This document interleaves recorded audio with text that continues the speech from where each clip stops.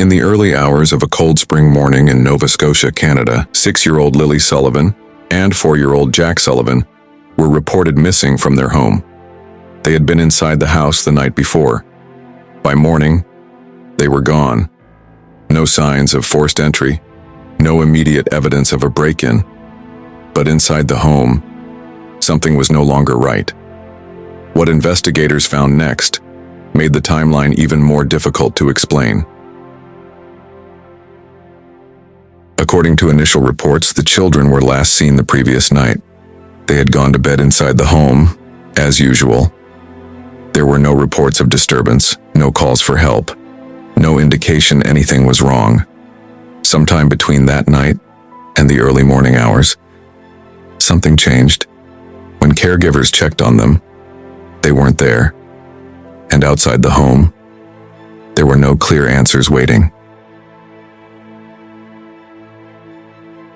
All units, we are deploying now.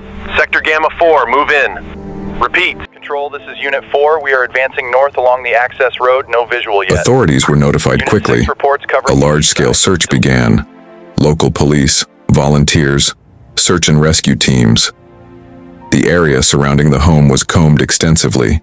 Nearby woods, roadways, open land. Hours turned into days. But as the search expanded, one detail became increasingly clear. There was no trace of the children, and the lack of evidence began raising difficult questions. Investigators secured the property. The home became the center of the investigation. They examined entry points, collected physical evidence, and began trying to piece together a timeline. But there were no obvious signs of struggle, no confirmed point of exit, no clear indication of how the children left the house. For investigators, this lack of clear evidence wasn't reassurance, it was a problem. Because without a clear timeline, every possibility remained open. What is known is limited. The children were inside the home that night. They were discovered missing the next morning. Somewhere within that window, they disappeared. But investigators have not publicly confirmed how they left, or when exactly it happened.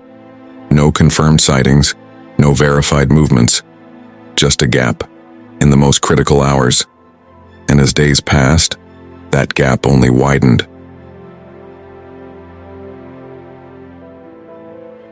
As the search continued, the investigation expanded. Multiple individuals were interviewed, family members, neighbors, anyone who may have seen or heard something unusual. Authorities worked to verify timelines, who was where and when. They reviewed available digital data, looked for activity, movement, any signal that could help narrow the window. The search continued throughout the night, but the conditions remained challenging. We urge anyone with information to contact the hotline immediately. Public appeals were issued. Information was requested. Tips began to come in. Each one assessed, logged, followed up. Search areas were revisited, cleared locations, checked again. But despite the scale of the effort, no confirmed breakthrough was announced. No location, no recovery, no definitive explanation. And the longer the case remained unresolved, the more difficult it became to narrow the possibilities. Because with every passing day, the trail didn't just go cold. It became harder to define at all. Inside the home, everything remained where it had been. Personal belongings untouched, rooms unchanged, blankets still folded, toys still in place. Nothing inside the home appeared to explain why 2 children were suddenly gone. The absence wasn't just outside, it was inside too. Investigators continued examining the property, trying to determine whether anything had been overlooked. But publicly released information revealed very little. No confirmed sequence of events, no publicly identified suspect, no clear explanation for how the children disappeared during the night. And as the investigation continued, the unanswered questions only deepened. Because in cases like this, time matters.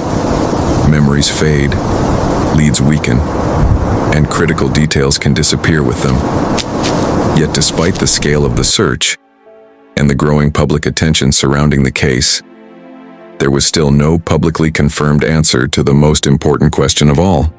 What happened between that night and the following morning?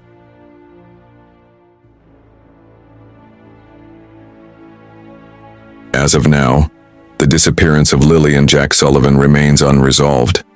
Investigators continue to pursue leads. The case remains open. What happened between that night and the following morning has not been publicly established.